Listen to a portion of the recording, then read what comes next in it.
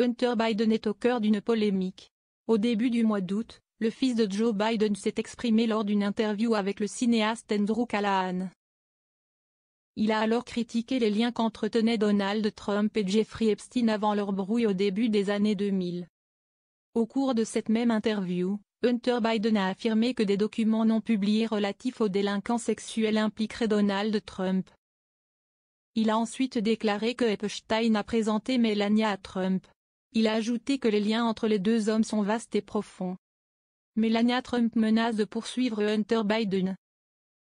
Melania Trump a décidé de prendre des mesures drastiques suite à l'interview de Hunter Biden.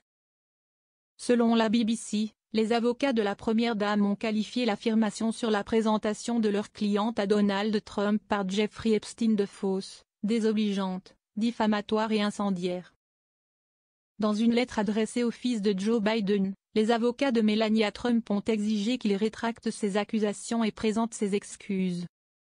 Dans le cas contraire, le frère de Beau Biden s'expose à des poursuites judiciaires pour plus d'1 milliard de dollars de dommages et intérêts. Le courrier précise ainsi qu'elle a subi un préjudice financier et une atteinte à sa réputation considérable à cause de cette affirmation répétée. Le fils de Joe Biden n'aurait aucune preuve concrète. Pour les avocats de la mère de Baron Trump, Hunter Biden aurait un vaste historique de trafic d'influence sur les noms des autres. Il aurait répété l'information pour attirer l'attention sur soi. L'homme de 55 ans n'aurait cependant aucune preuve concrète. Il se serait notamment appuyé sur un article depuis supprimé comme base de son affirmation. En effet, l'accusation initiale a été attribuée au journaliste Michael Wolff.